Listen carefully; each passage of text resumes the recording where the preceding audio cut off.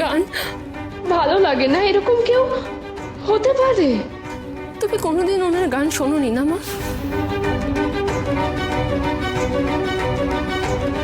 শুনলে হয়তো তুমি এভাবে রিয়াক্ট করতে না।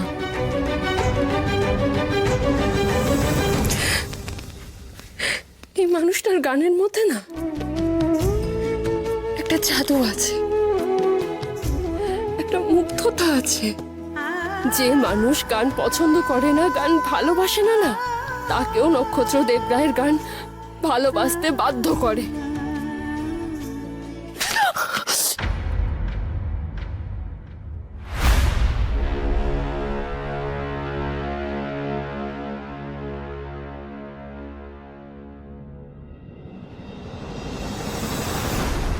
এইসব বিখ্যাত জনপ্রিয় গায়কদের সম্পর্কে শোনার সময় আমার নেই, আর কোনো আগ্রহ নেই।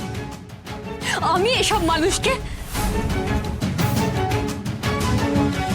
আর আমি এটাও চাই না যে তুই এই সমস্ত মানুষদের নিয়ে মাথা ঘামাস, বুঝেছিস? এই কথাটা আমি তোকে 1000 বার বলেছি, আর প্রয়োজন পড়লে 1,00,00,000 বার বলবো যে তুই গান থেকে দূরে থাকবি। তাতে যদি তুই বুঝতে পারিস ভালো, আর যদি না বুঝতে পারিস তাহলে আমি যেমন ভালো তেমন খারাপ হতে পারি। আজকাল বেশ কিছু দায়িত্ব তুমি নিজের কাঁধে তুলে নিয়েছো বলে নিজের মাকে তুচ্ছ মনে করছো। আগে তুমি ভুলে যেও না আমি তোমার মা। আমি যেটা বলবো তোমাকে সেটা করতে হবে, আর তুমি সেটা করতে বাধ্য।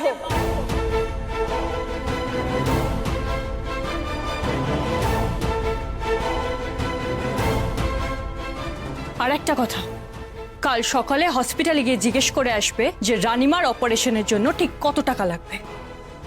কাজ মিটে গেলেই আমরা রসইপুরে ফিরে যাব।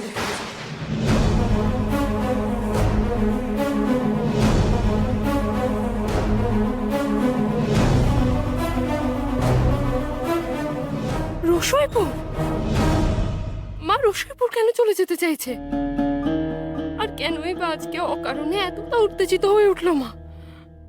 কাকে ভয় পাচ্ছে মা?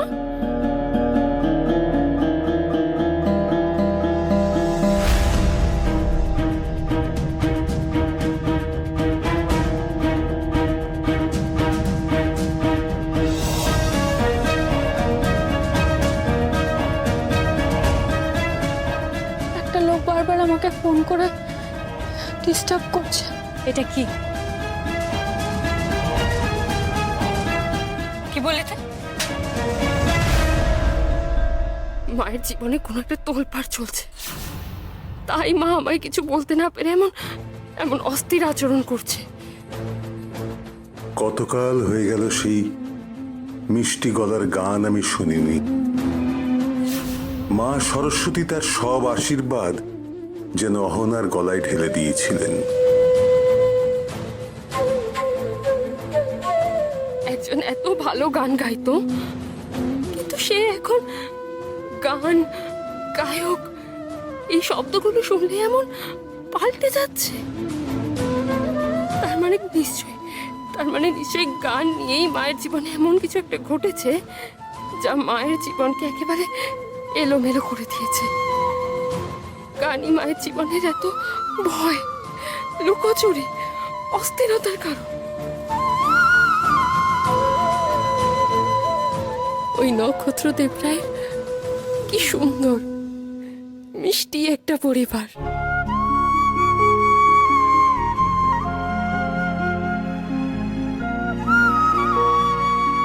রাগিনী, ওর মা বাবা, ভালো ঠাম্মা, কি সুন্দর সুখী সবাই, কত সাজানো গোছানো জীবন। না, এইভাবে হেরে গেলে তো চলবে না, কিছুতেই চলবে না। সব কিছু ছেড়ে রসইপুরে কিছুতেই চলে যাওয়া যাবে না। জিততে আমাকে তো হবেই, এই শহরটাকে আমায় জিততে হবে। গান আমার কাছে অন্ধকার নয়, গান হবে আমার কাছে নতুন আলো, নতুন আশা।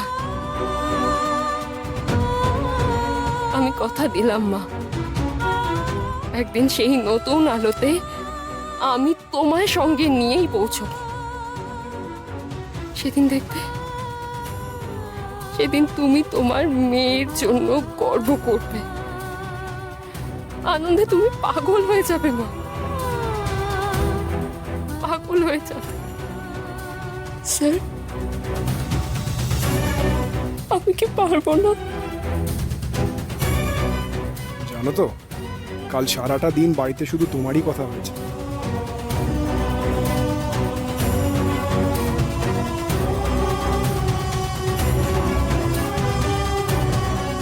আরে বাবা, এতে না পারার কি আছে? এতগুলো লোক তো একসঙ্গে ভুল হতে পারে না। দেখো স্যার, আখির মধ্যে শুধু ট্যালেন্ট তো নয়, একটা পুরান আত্মবিশ্বাস আছে। বাকিটা কিন্তু তোমার বন্ধুর কোম্পানিকে ম্যানেজ করে নিতে হবে। কিভাবে স্যার? দেখো, রাগিনীকে তো বলে কিছু লাভ নেই, ও আমার কথার কোনো গ্রাহ্যও করবে না। একটা সিঙ্গারের তার অ্যালবামের 60% কিসের ওপর নির্ভর করে জানো তো? কিসে স্যার? তার গানের সিলেকশনের ওপর। I agree sir, I totally agree. গানের সিলেকশন ঠিকঠাক না হলে সবটাই বৃথা। তোমার বন্ধুকে কিন্তু আখির গান সিলেকশন এবং সুরের ওপর একদম কড়া নজর রাখতে হবে। ঠিক যেমন হিরে বাছাই করা হয়, তেমন করেই ওই জিনিসগুলো বাছাই করতে হবে। আমি নিশ্চয়ই বলবো স্যার। স্যার, ওরা তো আপনার সাজেশনও নেবে, ঠিক করে রেখেছে। বাট স্যার, আপনি যদি... সে আমি নিশ্চয়ই দেব। দরকার পড়লে আখির জন্য আমি একটা গান আর সুরও করে দেবো। That's really great sir. এর থেকে ভালো তো আর কিছু হতেই পারে না। দাদু ভাই, কদিন ধরেই না তোকে দেখে আমার খুব ভালো লাগছে। আখি গান গাইবার পর থেকে দেখছি তোর মনে আলাদা করে আনন্দ, খুশি। তুমি ঠিকই বলেছো ভালো মা। মেয়েটার গান, আত্মবিশ্বাস, বড়দের প্রতি শ্রদ্ধা, সবকিছু জানো তো কেমন আমার মনটাকে ছুঁয়ে গেছে। এই তো সেদিন ওর সঙ্গে রাস্তায় দেখা হয়, কত করে বললাম চলো গাড়িতে ওঠো, আমি তোমায় এগিয়ে দিই। সে আর কিছুতেই ওঠে না, ও নাকি বাসেই যাবে।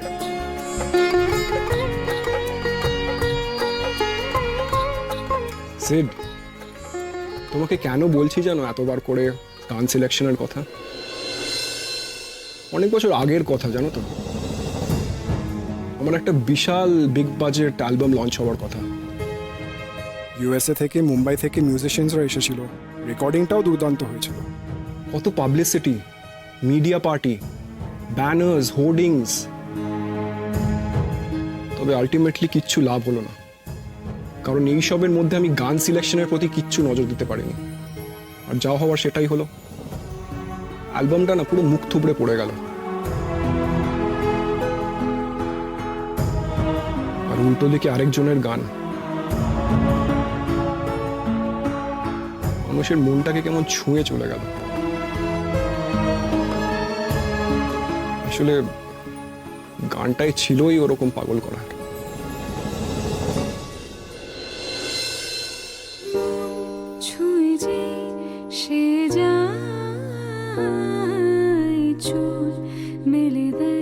প্রকাশিত হয়েছে নক্ষত্র দেবরায়ের নতুন অ্যালবাম, আর তার সঙ্গে প্রকাশিত হয়েছে অঙ্কুর ছবির নতুন গান, যাতে রাতারাতি গলা দিয়ে বিখ্যাত হয়েছেন সুপারস্টারের অর্ধাঙ্গিনী অহনা দেবরায়।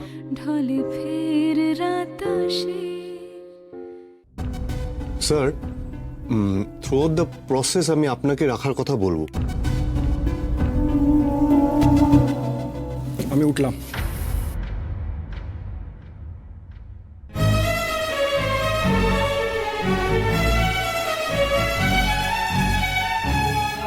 সময়ের সব কত সারিয়ে দিতে পারে না সিট। নালে এতগুলো বছর আমার দাদু ভাই এভাবে চুপি চুপি কষ্ট পেত না, অনুতাপের আগুনে জ্বলত না। আজ ওর মনের মধ্যে অহনাই আছে। অহনা, এই ছেলে, তুই পারবি। তুই একটু একটু দেখ না, তুই আমাদের অহনাকে ঠিক খুঁজে বার করতে পারবি। তুই পারবি। শুধু তোমার দাদু ভাই না ভালো মা, অহনা ম্যাডামের খবর পেলে আমিও অনেক লুকোচুরি থেকে রেহাই পাবো। রাগিনীর মতো মেয়েকে তুই যদি সোজা করতে পারিস, আমার বিশ্বাস তুই ঠিক অহনাকে খুঁজে বার করতে পারবি। চেষ্টা তো আমি করছি ভালো মা, কিন্তু সবকটা রাস্তা যেন একটা পয়েন্টের পর অন্ধকারে গিয়ে মিশে যাচ্ছে। একটা মিরাকেল চাই, একটা মিরাকেল, তাহলে আমি ঠিক অহনা ম্যাডামকে খুঁজে বার করতে পারবো। ঠিক পারবো। তাই যেন হয় ঠাকুর, তাই যেন হয়।